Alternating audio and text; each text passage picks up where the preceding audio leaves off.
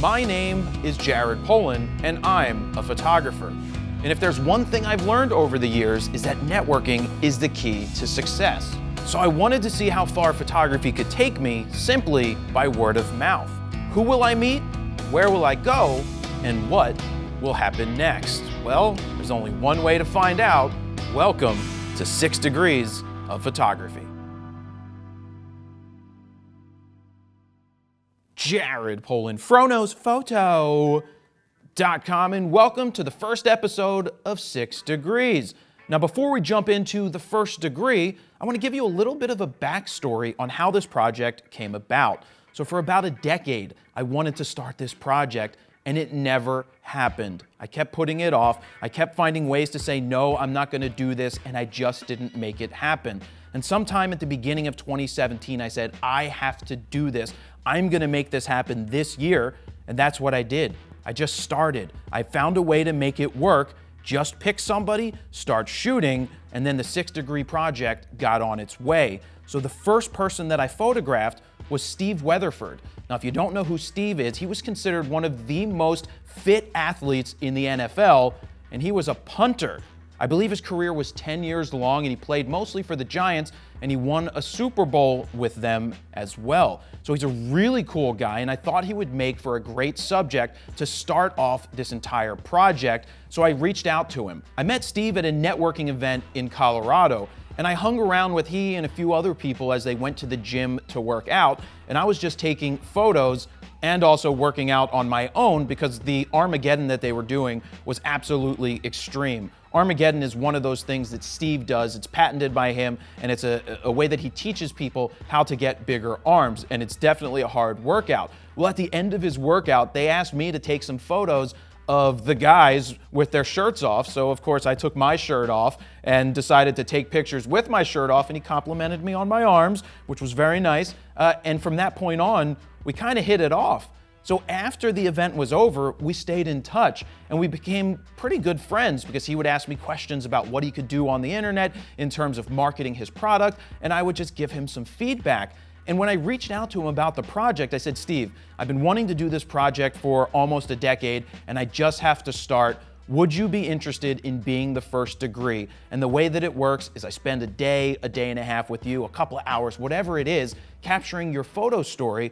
And at the very end, you get to pick the next degree and tell me who they are and where I go in the world. And that's where the networking comes into play, because he gets to tell somebody else, they get to say, all right, yeah, I'll do that. And then I go somewhere in the world to capture another photo story. So right next to me is a photo book of the time I spent with Steve, and I figure we'll go page by page through the journey and tell you the stories along the way. So here we go, flipping it right open. I've got a picture of Steve basically carrying his stuff into his house.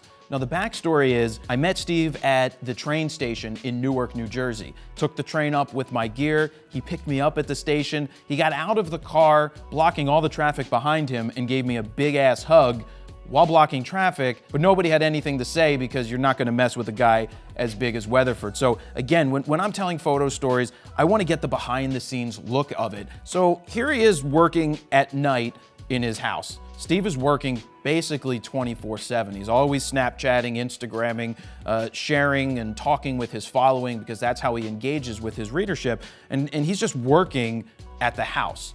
He's got an office, a separate office at the house, and then he also has an apartment. But here he is just figuring out how he's gonna do one of the live streams for the night. And I just love these behind the scenes images that tell a story. You're drawn in as you go through the door because I'm using the door as a natural frame. Now, Steve has a couple of puppies. He's got a smaller one, and then he's got one that's kind of like him. It's built like a brick house. It's got a lot of muscles. It's a pit bull, but he's a really cool dog. So I just figured I'd get some pictures of them running around the backyard, playing with each other, because it's always nice when you're telling the story, especially a personal one, to share the personal moments and the family nature of the whole thing.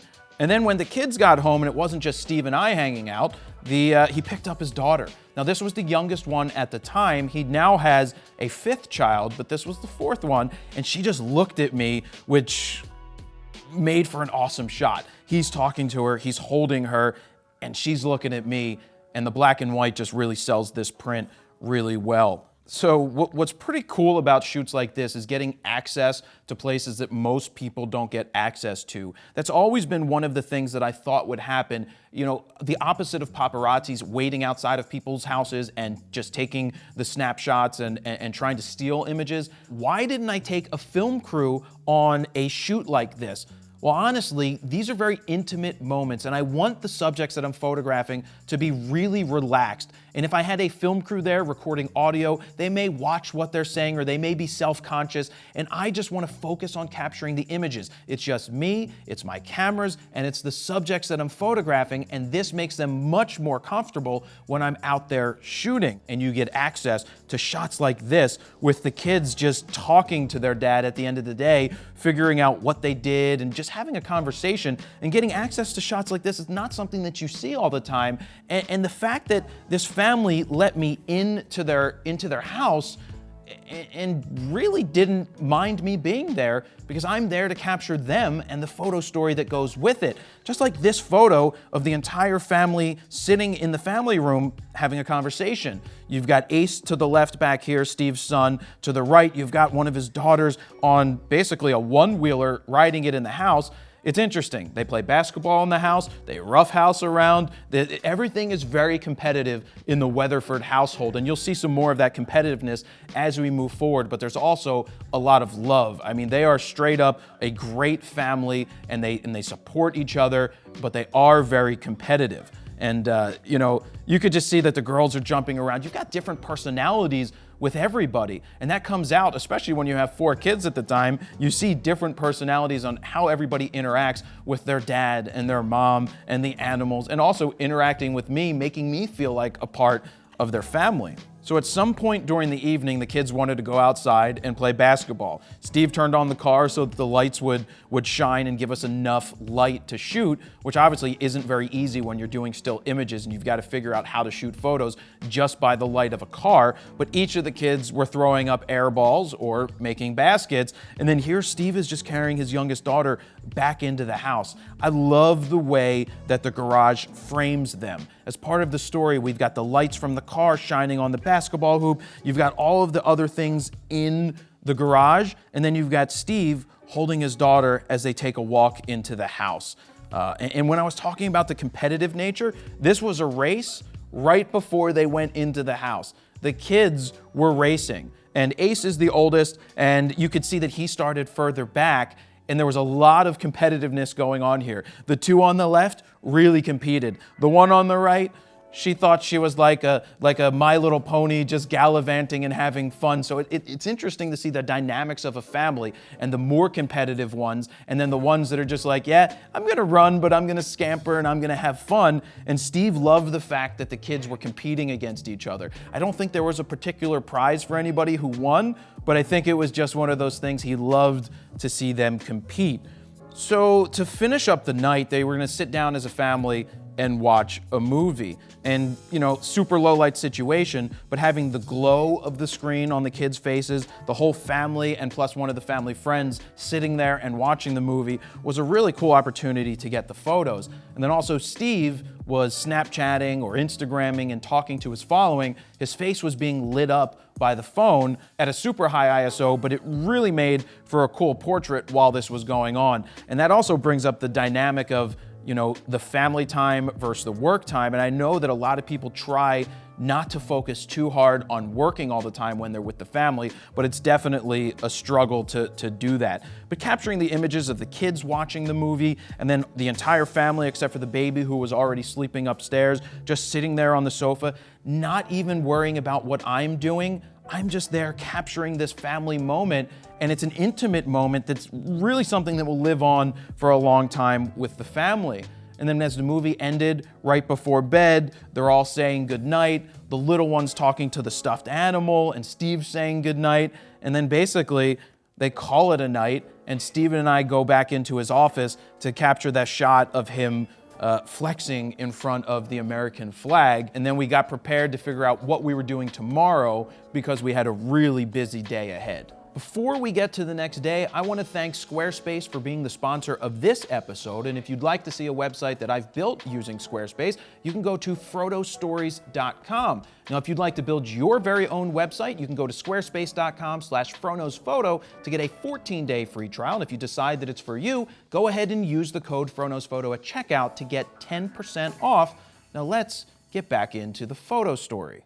So I was one of the first people up the next morning because I wanted to be up before the kids, and I knew this was going to be a super long day. We had a big day ahead of us, and the family just came downstairs and was all on the sofa. I mean, how can you not love a family portrait like this that's candid, of the mom hugging the one daughter, the other one laughing, Steve holding up his other daughter, and then Ace eating some cereal at the table. Steve and I went to the gym because Steve spends literally 4 hours a day at the gym. I mean, he splits it up. He goes one time in the morning, he generally goes at night, but a lot of his life is spent at the gym because his job is to look good and to motivate other people out there. So when you go into a gym situation, they kind of want to know, who's this guy with the camera? But being that I was with Steve, he's like, it's cool, he's with me. And, you know, I wanted to get him going ahead and doing his stretches. And that's why I captured these, and I just thought black and white worked much better to get him stretching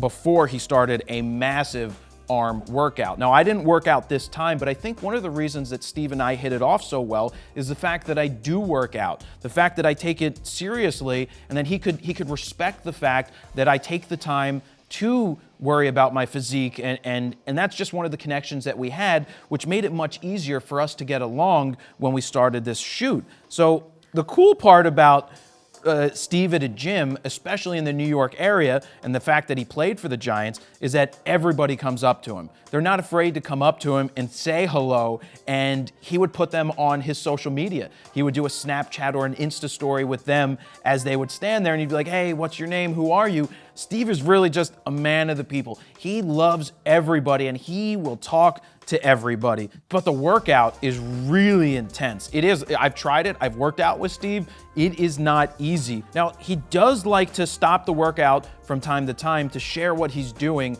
with his followers, and that's why I got this tight shot of him Snapchatting.